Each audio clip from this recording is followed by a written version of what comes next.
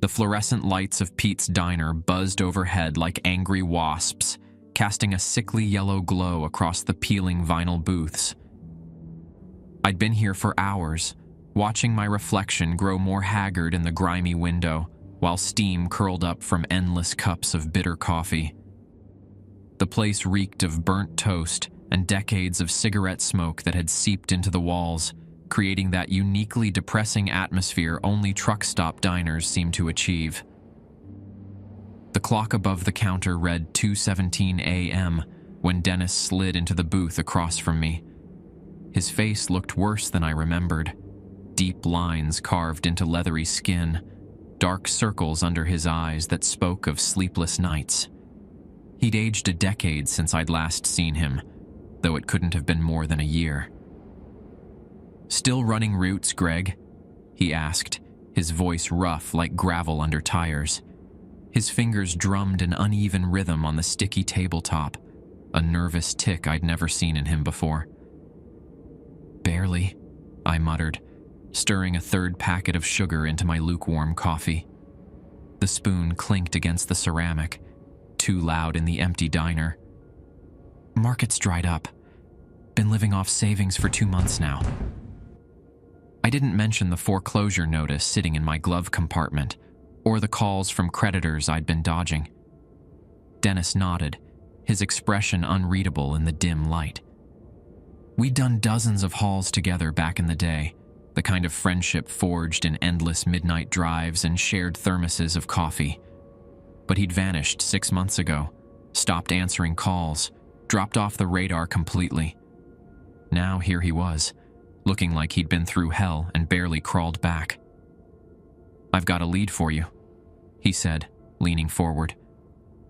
The overhead light caught his eyes, and for a moment, they looked almost black. "Good money. Night work. You interested?" I raised an eyebrow, trying to ignore the way my stomach tightened. "What's the catch?" Dennis's lips twitched into something that might have been a smile. Always a skeptic. He reached into his worn leather jacket and pulled out a manila envelope, stained with what looked like motor oil. His hands trembled slightly as he slid it across the table. "Gas station gig. Middle of nowhere, Montana. $65 an hour. All cash." The envelope seemed to absorb the diner's light, like a black hole sitting there between my half-empty coffee cup and the sticky menu. "Middle of nowhere, huh?" I tried to keep my voice casual. "That's convenient talk for Shady." "You're not wrong," he admitted, his voice dropping to barely above a whisper. The fluorescent light above our booth flickered, casting strange shadows across his face. "But you're not exactly swimming in options, are you?" I stared at the envelope but didn't touch it. Something about the way Dennis's hands hovered over the table, almost protectively, set my teeth on edge. "Why don't you take it?" I asked, watching his reaction carefully. He laughed, a short, hollow sound that made the hairs on the back of my neck stand up. Did my time there? His fingers unconsciously traced a scar on his wrist I hadn't noticed before. Let's just say I've had enough. The air between us felt heavy, charged with something I couldn't name. Outside, a distant truck's horn echoed like a warning. "What's the job, really?" Dennis's smile faded, replaced by something that looked almost like fear. He gestured to the envelope. "Read the rules, Greg. You'll figure it out." "Rules?" He stood abruptly, chair scraping against the linoleum. "You're going to want to follow them." He pulled his jacket tighter, though the diner was warm, almost uncomfortably so. "Every single one." As he walked away, a cold draft swept through the diner, making the lights flicker again. The bell above the door chimed as he left, the sound lingering too long in the stale air. I stared at the envelope, my fingers twitching to pick it up. When I finally did, it felt wrong in my hands, too heavy, like it was filled with something denser than paper. Inside, scrawled in jagged handwriting that looked like it had been written in a hurry, was a list of 9 rules, each one more bizarre than the last, each one making less sense than the previous. But as I read them, I felt something settle in my gut, a cold, heavy certainty that these weren't suggestions. They were warnings. The drive to Montana stretched endlessly through a landscape that seemed to swallow everything whole. My GPS had died 3 hours back, the screen flickering once before going dark, leaving me with nothing but Dennis's hastily scrawled directions and a map that felt outdated the moment I crossed the state line. Fields of wheat gave way to barren plains, the horizon blurring into nothingness under a sky that looked too big, too empty.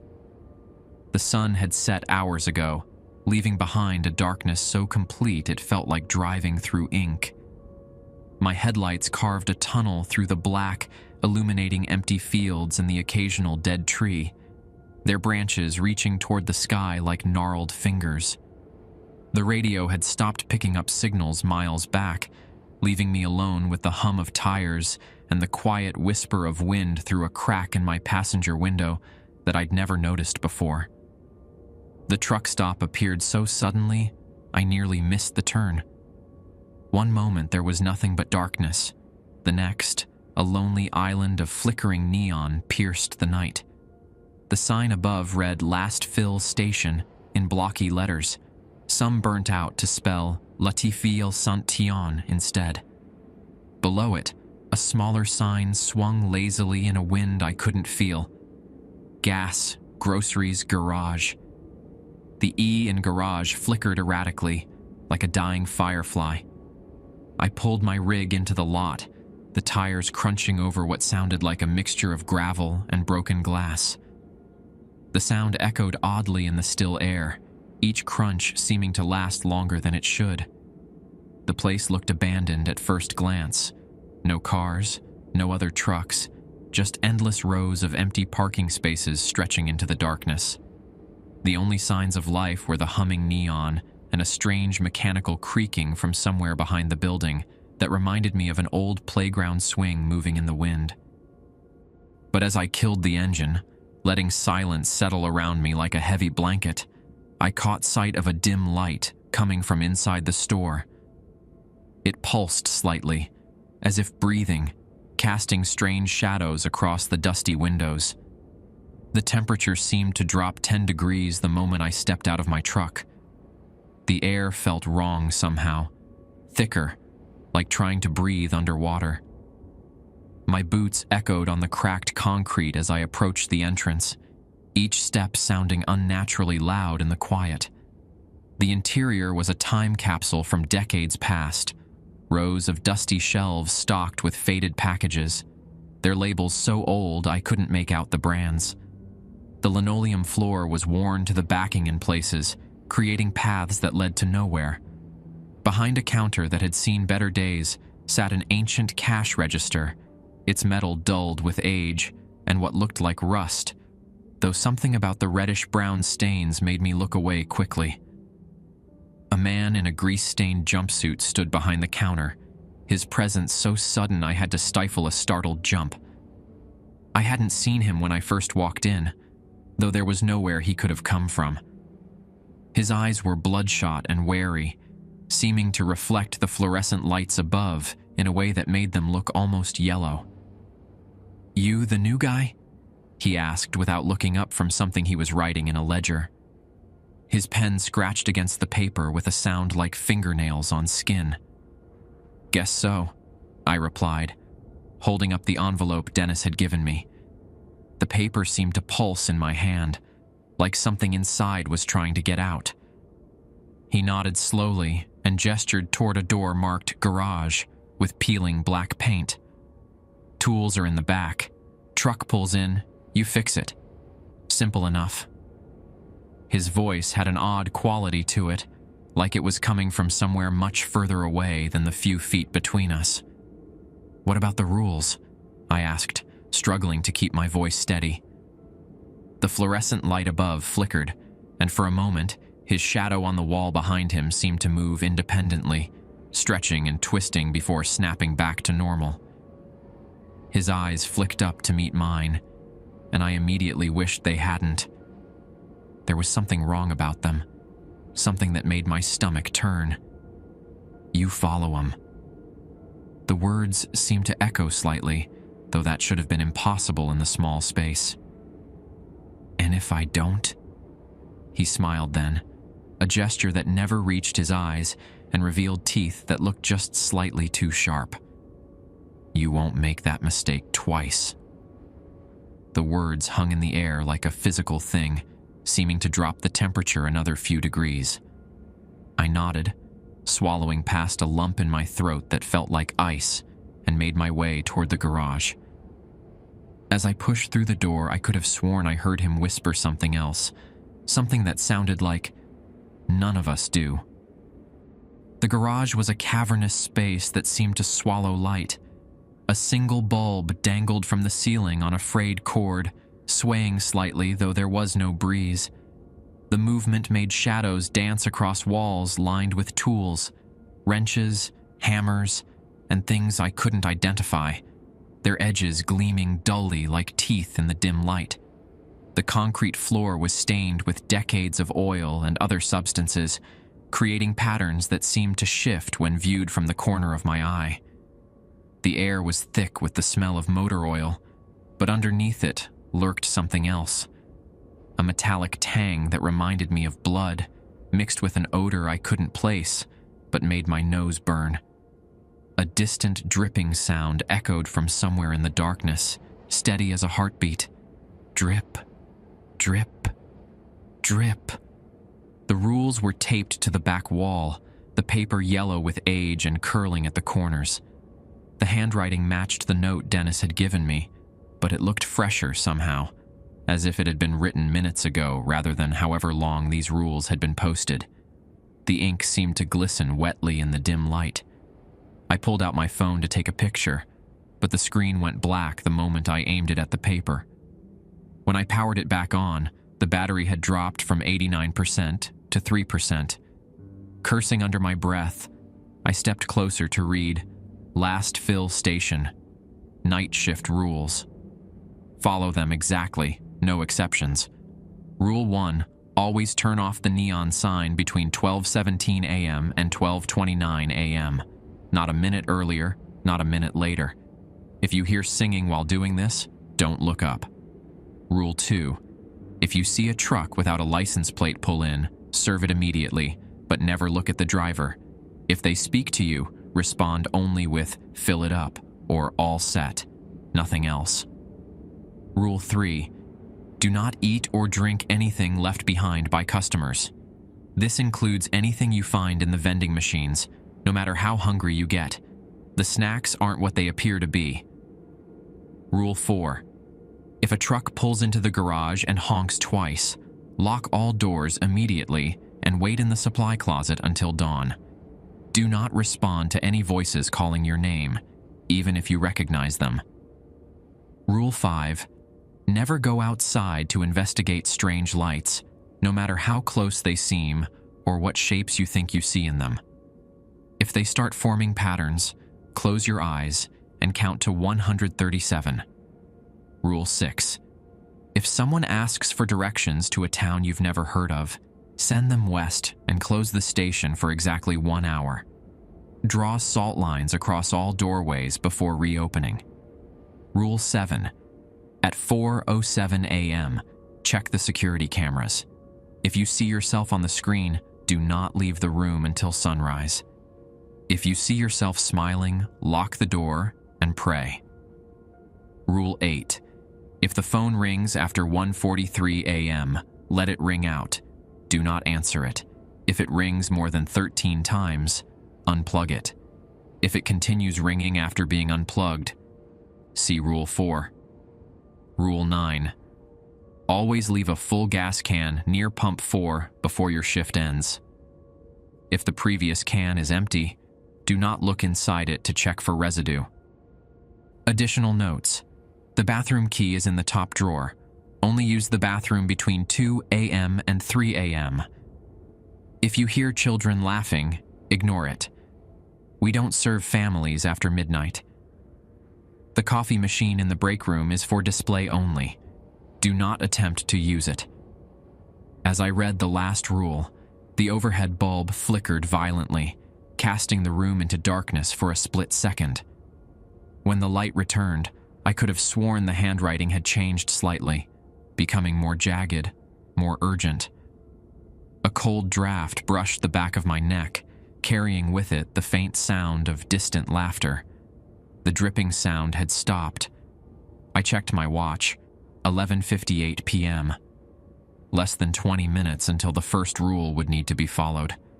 My hands were shaking as I pulled out my notepad to copy down the rules, not trusting my phone to work when I needed it. The pencil kept slipping in my sweaty grip, making the letters look distorted, almost like they were trying to crawl off the page. From somewhere outside came the low rumble of an approaching engine. I glanced at the wall of tools, trying to focus on their familiar shapes rather than the growing shadows between them. The engine sound grew closer, and with it came another sound, a high-pitched whine that made my teeth ache. My watch ticked over to 11:59 p.m. My shift had officially begun. The rumble of an approaching engine pulled me from my nervous pacing.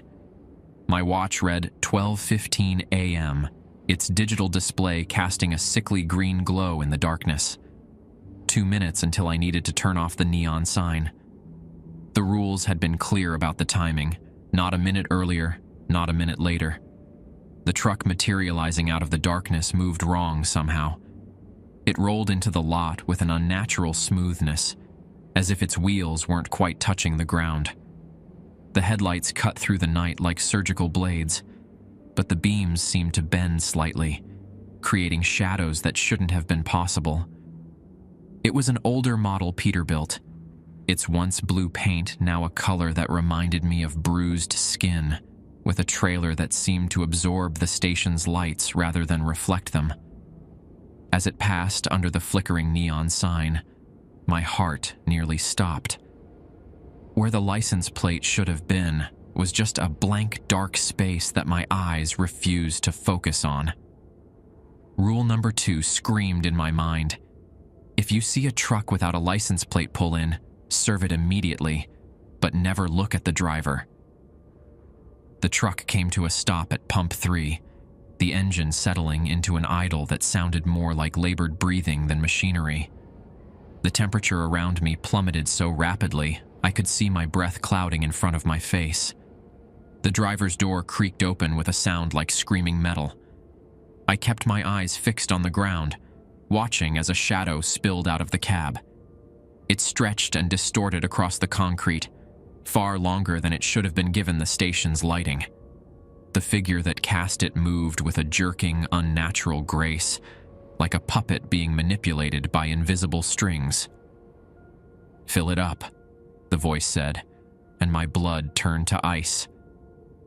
It wasn't a human voice. It sounded like several voices layered on top of each other, some speaking slightly faster or slower than the others, creating a discordant echo that made my ears hurt. The words seemed to hang in the air, visible for a moment as dark smoke before dissipating. "Fill it up," I repeated mechanically, the only response the rules allowed. My hands shook as I grabbed the pump handle, the metal so cold it nearly stuck to my skin. I forced myself to focus on the simple task: insert nozzle, squeeze handle, watch numbers climb. But everything felt wrong. The fuel gauge spun backward, the numbers increasing in impossible sequences. 66.6, 66.66, 666.66. The air grew thicker with each passing second, pressing against my skin like wet velvet. From the corner of my eye, I could see the figure standing perfectly still, its shape seeming to blur and shift when I wasn't looking directly at it. Something about its proportions was wrong, limbs too long, angles too sharp. My watch beeped, 12:17 a.m. Time to turn off the sign. But the pump was still running, numbers still spinning in their impossible dance. Cold sweat trickled down my back as I realized I couldn't do both at once. The rules demanded I serve the plateless truck immediately, but they were also clear about the sign's timing. The figure turned its head toward me with a motion too smooth to be natural. Though I kept my eyes down, I could feel its gaze like ice water down my spine. The numbers on the pump finally stopped. $666.66. All set, I managed to choke out, the words feeling like glass in my throat. Without a word, the figure reached into its coat. What emerged wasn't a hand, or money, or anything I could properly process. My mind simply refused to register what I saw, leaving only an impression of movement and wrongness. Something was placed on the pump, something that ticked wetly against the metal. I backed away, keeping my eyes on the ground as the figure returned to the truck. The door slammed with a sound that had too many echoes, and the engine roared to life. But it wasn't an engine sound anymore. It was something alive, something hungry.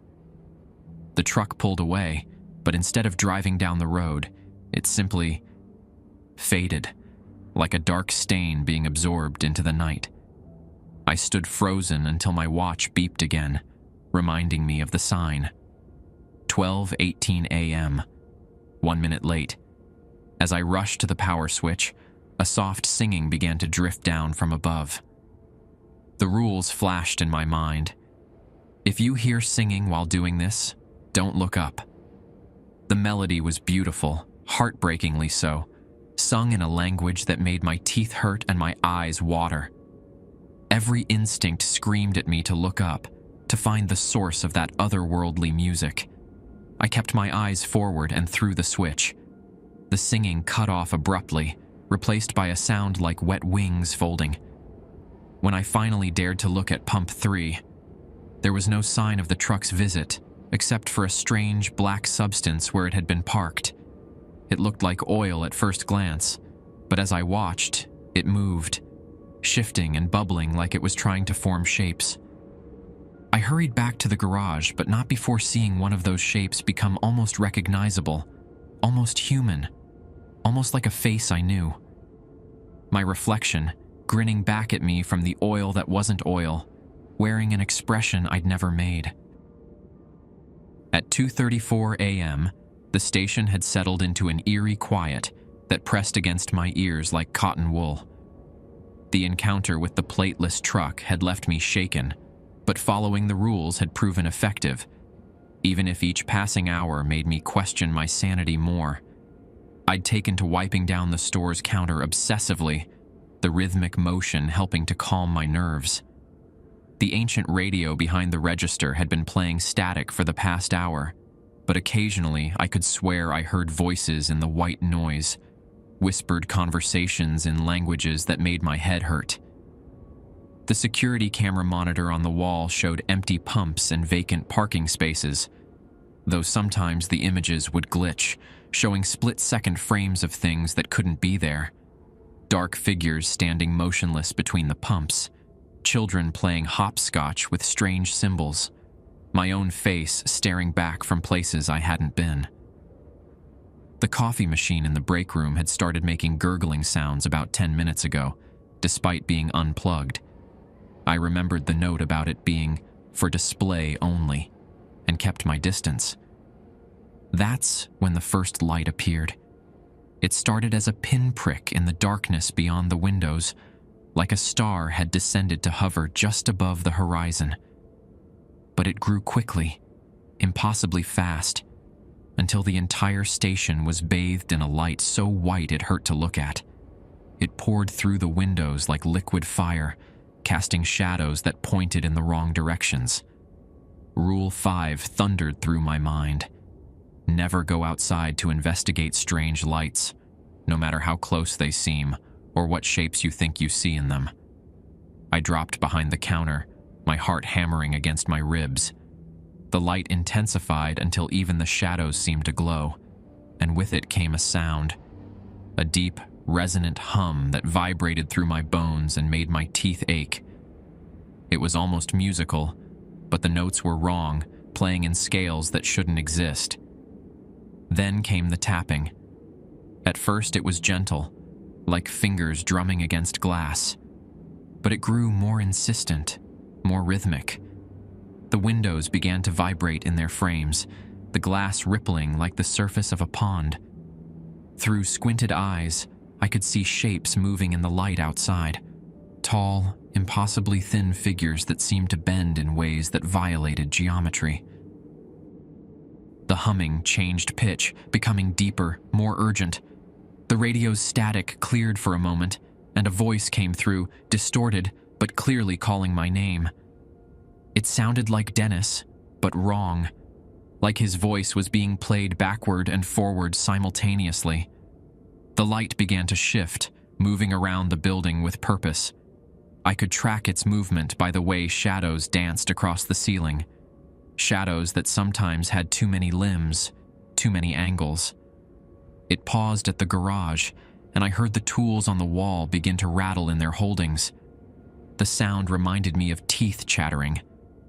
When the light reached pump 4, where I'd left the gas can as required by Rule 9, the humming reached a crescendo that made my nose bleed. The liquid in the can became visible through the metal, glowing like molten gold. For a split second, I saw what looked like handprints pressing against the windows from the outside. Hundreds of them, at every possible angle, some far too small to be human, others large enough to cover entire panes. Then, as suddenly as it had begun, everything stopped. The light vanished, not fading, but simply ceasing to exist between one heartbeat and the next. The humming cut off so abruptly that my ears popped. The radio returned to its regular static, though now it sounded almost like laughter. I stayed crouched behind the counter for what felt like hours, my ragged breathing too loud in the renewed silence. When I finally found the courage to stand, my legs shaking, the parking lot was empty. The windows showed no signs of the handprints that had covered them moments before. But the gas can I'd left at pump 4 was gone. In its place was a small metallic object that caught the fluorescent lights in ways that made my eyes hurt. It looked like a coin, but the symbols engraved on it seemed to move when I wasn't looking directly at them. I didn't touch it. Some part of me knew that whatever it wasn't meant for human hands. As I backed away, I heard the coffee machine in the break room start up again. This time, what dripped into the pot wasn't coffee. It was thick and dark and moved on its own, forming shapes that looked disturbingly like letters. I didn't stay to read what message it was trying to spell. By 3:12 a.m., the weight of solitude had become almost unbearable. The truck stop's silence buzzed in my ears like angry insects, broken only by the occasional creak of the building settling, or at least, that's what I told myself the sounds were. The garage felt colder than the rest of the station, cold enough that my breath came out in visible puffs despite the desert night outside being warm. I'd been keeping myself busy with mindless tasks, organizing tools that seemed to rearrange themselves when I wasn't looking. The wrench in my hands was ice cold, its metal surface covered in tiny engravings that hadn't been there an hour ago. Intricate patterns that hurt my eyes if I tried to follow them. That's when I heard it, a gentle tapping sound, like knuckles against glass. My stomach dropped as I realized it was coming from the garage door. Tap, tap, tap. Each sound was precisely spaced, too precise to be natural. I froze, every muscle locking up as my mind raced through the rules. The one about knocking wasn't there, but Rule 4 echoed in my head.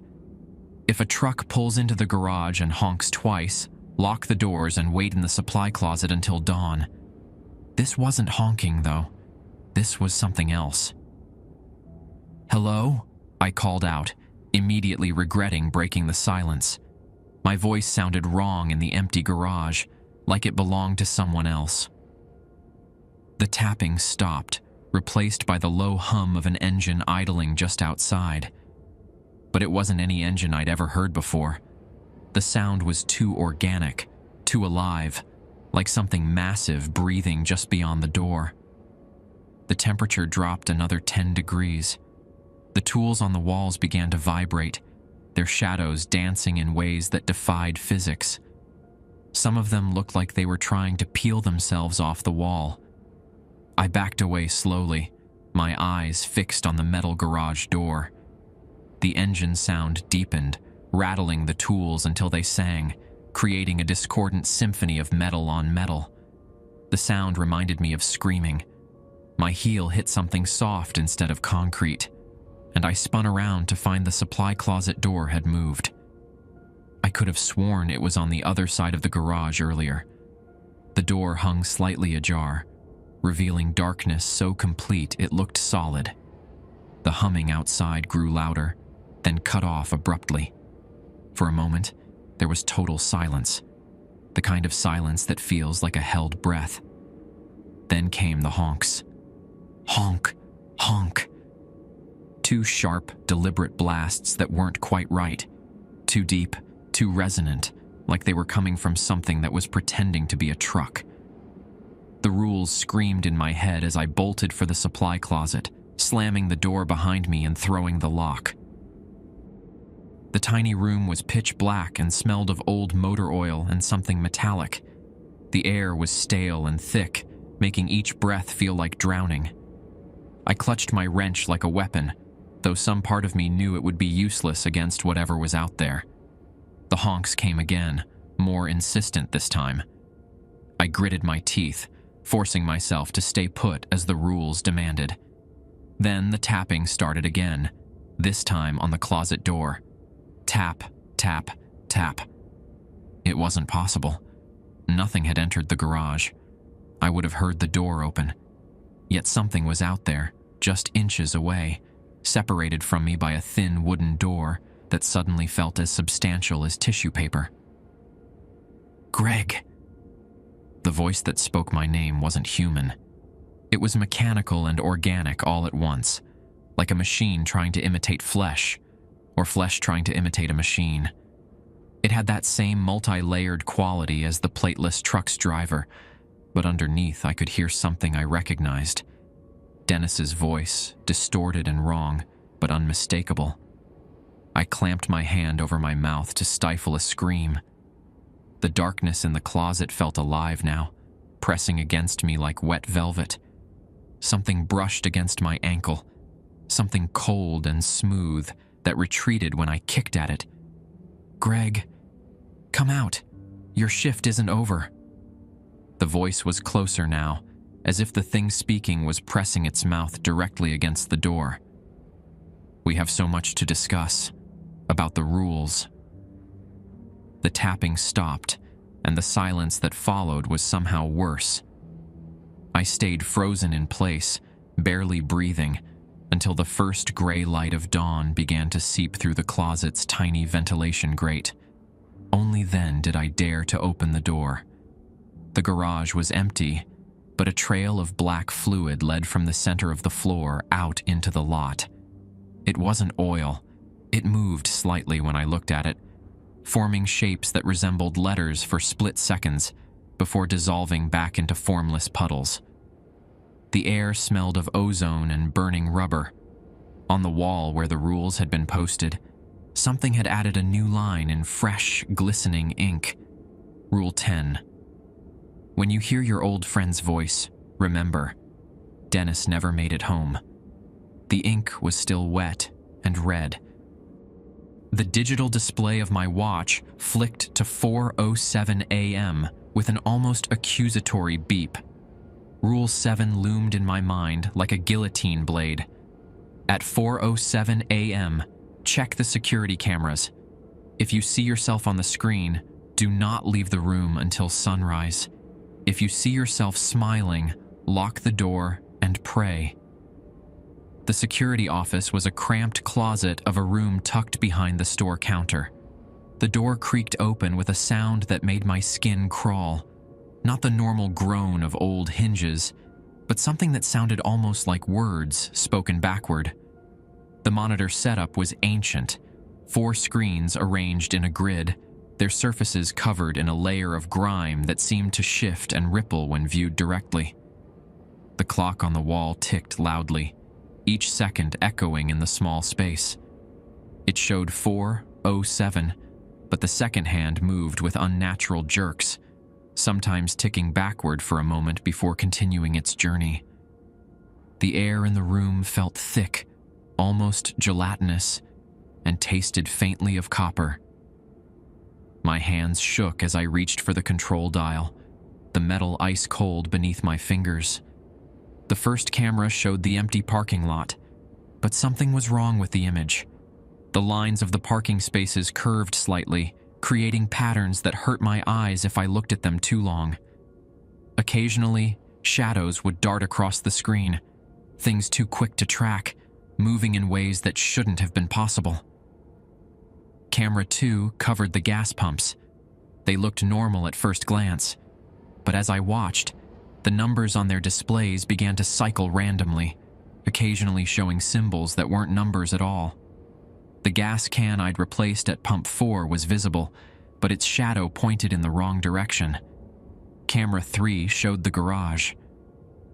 The tools on the wall seemed to be arranged in a different pattern than I remembered, forming what looked disturbingly like a face in profile. As I watched, one of the wrenches twitched slightly, like a finger trying to bend. Then I switched to camera 4, the store interior. There I was, standing in the middle of the snack aisle, perfectly still. But I was in the security office. I hadn't been in the store for at least an hour. The figure on the screen wore my clothes, had my build, but something about it was fundamentally wrong. Its posture was too rigid, its angles too sharp. As I watched, paralyzed, the figure's head turned toward the camera with a motion too smooth to be human. Its face, my face, wore an expression I'd never seen in any mirror. The smile was too wide, stretching literally from ear to ear. The teeth visible in that impossible grin were needle-sharp. It raised one hand slowly, pointing directly at the camera. No, not at the camera. At me. Its mouth moved, forming words I couldn't hear. I scrambled backward, nearly knocking over the desk chair. The rules burned in my brain. Do not leave the room until sunrise. I slammed the office door shut and threw the lock, my heart pounding so hard I thought it might burst. The room felt even smaller now, the walls seeming to pulse slightly with each beat of my heart. The monitors cast a sickly blue glow that made the shadows in the corners look almost solid. On screen 4, my doppelganger had moved closer to the camera. Its smile had grown impossibly wider, and dark liquid, not blood, something thicker and darker, began to drip from its eyes. Its movements were jerky now, like stop-motion animation played at the wrong speed. The other cameras began to show similar figures, all wearing my face, all smiling that terrible smile. They appeared at the pumps, in the garage, in the parking lot. Each one faced the nearest camera, pointing at me. Their mouths moved in unison, silently forming words I was grateful I couldn't hear. The temperature in the office plummeted until frost began to form on the screens. The clock on the wall spun wildly, its hands whirling like propeller blades before stopping completely at 4:07. The air grew so thick it felt like trying to breathe underwater. From somewhere outside the office came the sound of footsteps, slow, deliberate steps that didn't quite match any human walking pattern. They moved up and down the store aisles, drawing closer to the office door. Something scraped against the wood, not knocking, but the sound of two long fingers trailing across its surface. "Greg," my own voice called from the other side, distorted and wrong. "Don't you want to see your new smile?"